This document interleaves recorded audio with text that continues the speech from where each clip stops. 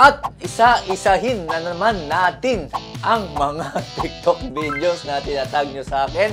Without further ado, let's start. Bawasan muna natin ang kiliti sa katawan. Grabe naman training yan. Forward. Tamahan pa yata sa ulo. Ito ay mga gamit nila, no? Kunyari na-ambush sila. Mga sundalo yan, eh. Tapos andyan na yung kalaban. Eh, yung isa nagpapatay-patayan, syempre, para makatakas. Sige, check natin yan. Kung patay na talaga, dapat hindi yan makikilit. So, dapat ready sila. Dapat tanggal talaga yung kiliti sa katawan. Kasi pag tumawa yun, buhay yun. Natatanggal ba ang kiliti? Nagkakaroon kasi ng signal, eh. So, kunyari, kiniliti ka dito. Pak-pak! Pak-pak!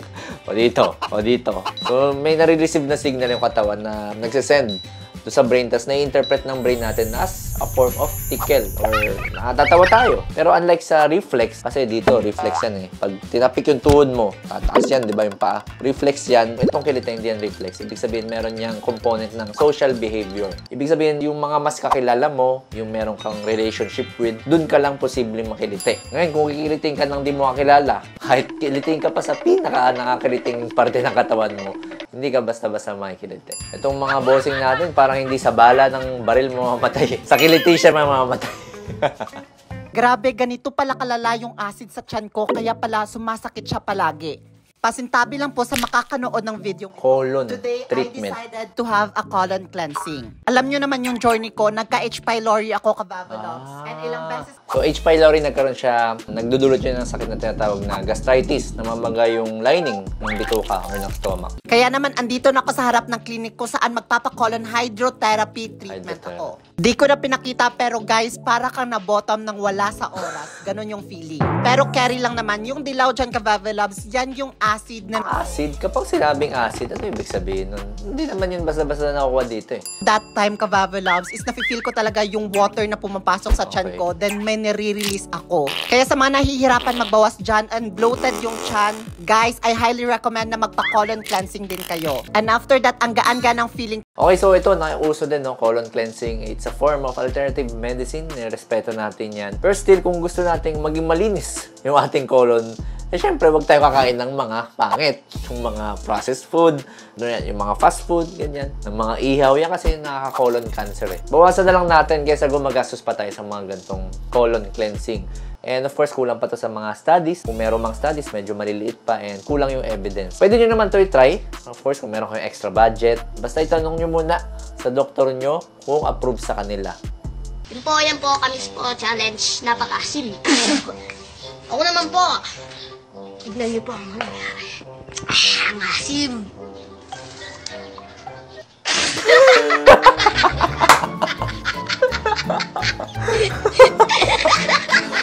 Parang buhay na organismo yun. Parang tumitibok-tibok pa eh. Okay, malinis na ang sinus. Babala, sensitibo ang laman ng video. Minsan, may mga pagkakataon na, kumbaga, nagre-release ka mo. Headline pa lang, Rush umamin, nag-release pagkatapos ng eksena kay Andrea. Dati naalala ko, nakikita ko to sa mga tabloid eh, sa palengke. Yung mga gantong headline. Ano ba yung mga pangalan ng Jared na yun? Boso, mga bulgar, yan, mga pangalan. Nakikita ko lang sa mga tindahan dati. Release ka muna after pag medyo nagkakaroon ka ng init na nararamdaman. Sa eksena niyo ba ni Andrea, may pagkakataon nag-release ka before o nag-release ka after? Kasi pag nag-release ka before, most likely, ano ba namang klaseng tanungan yan? Anong may dadagdag nito sa society kung malaman ng mga taong nakakapanood? Pero naikwento mo nga na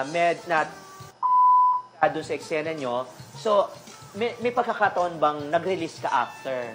O dinedma mo na lang? Hindi, meron. Meron naman. Meron. Nakakatulong ba yon, Rush? Saan yun nakakatulong? Siyempre nakakatulong kahit papaano naman. Nakakatulong kasi ang pagkakaalam ko kasi pag kasi hindi ka naglalabas ng ganun, parang pwede ka magkasakit. Hindi. Sa lalaki. Hindi. Sa lalaki lang po ganun. Kasi parang nilalabas mo din kahit papaano, bakterya kasi kahit papaano yun. Pag naipon yata. Ay, nako.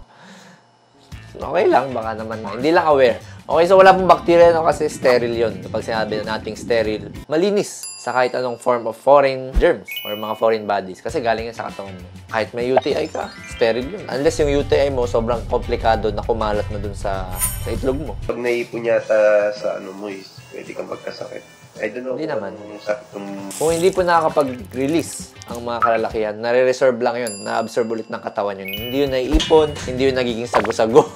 Umiikot lang yun sa sistema natin, tapos parang magre-replenish lang siya. dadapo.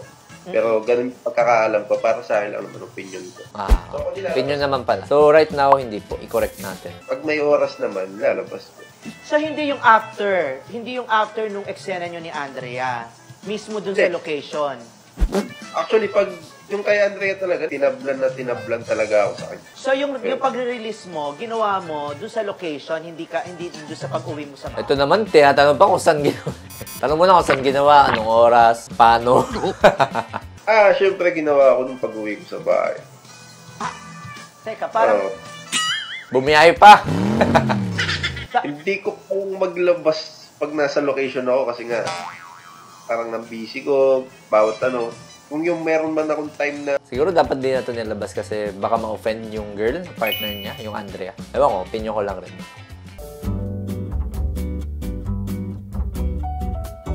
Very good kay Madam for being responsible, no? Libre po yan sa mga health center. Magpaparegister lang po. May onting pila pero libre. Wala pong mabayaran.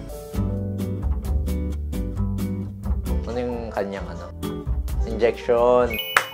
Very good. So, yan. Isa yan sa mga form of contraception. Usually, pinakamataas dyan, IUD. Tapos, yung mga implant yan. Medyo matataas yung effectiveness niyan. Tapos, syempre, yung vasectomy. Yung operasyon sa lalaki. Itong mga withdrawal. Mga condom.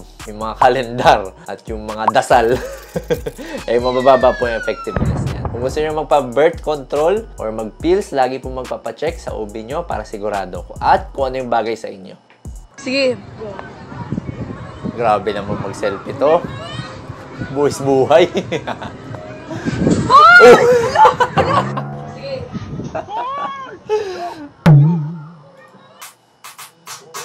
Grabe. So, kitang-kita naman sobrang laki na, no? Yung mga braso nila.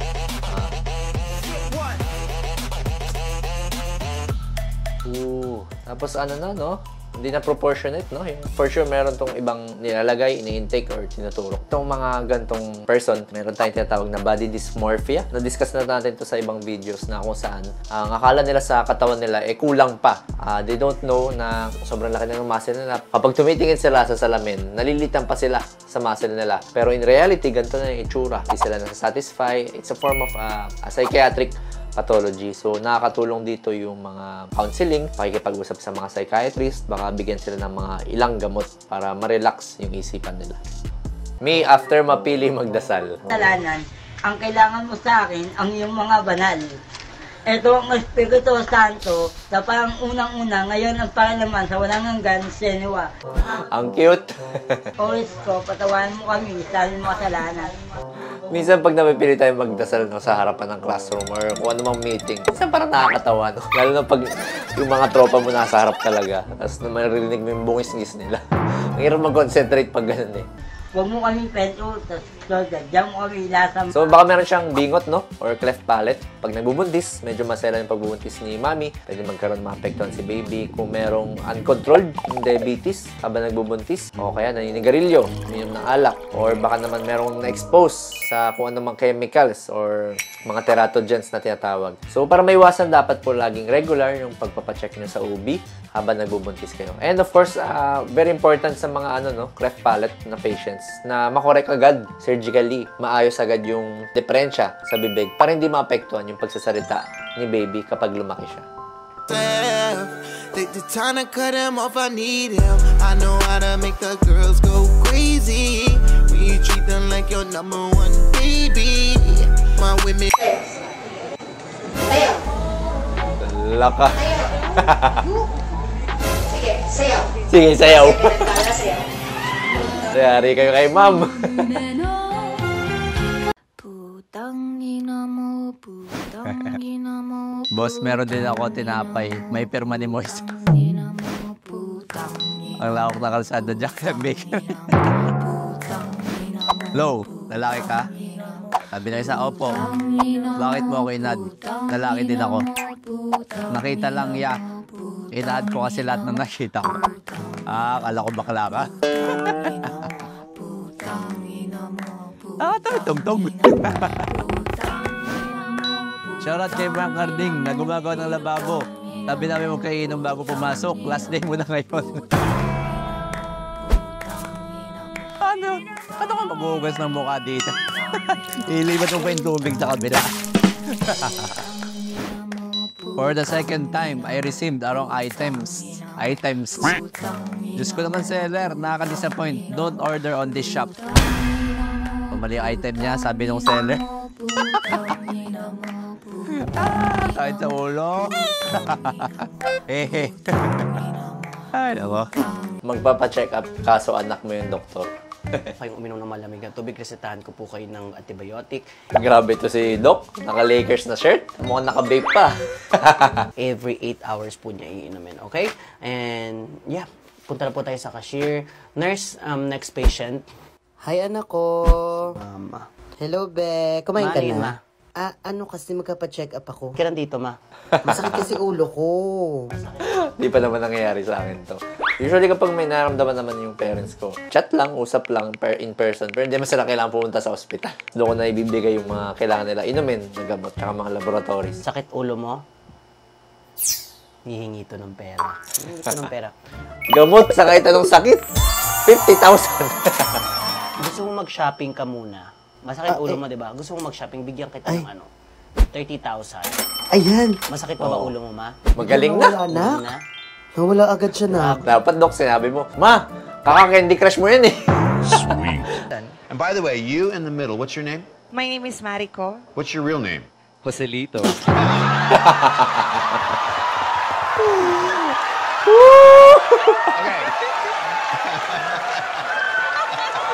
Ang lalim eh. Sir David, aside from Bumbo yung Adam's apple. Mamma Mia, what's your real name? Romeo. And you? I'm Conrado. Ay, ako. Pa-shoutout dong! Pa-shoutout dong! Pa-shoutout dong! Okay, shoutout po kay Arlene Yuson. Shoutout po kay Ice Yus 23. Mariel Sarakia. Shoutout po kay Mama K. Kay Maui J. Waldin 7132. Ang kay Victoria Gutierrez, kay Jennifer Vasquez. Shoutout po sa inyo. Maraming salamat. At diyan ko natatapusin ang video ito. Again, maraming salamat sa mga hindi pa nakasubscribe. Subscribe na kayo and follow my other social media pages. Once again, I'm Doc Alvin, signing out.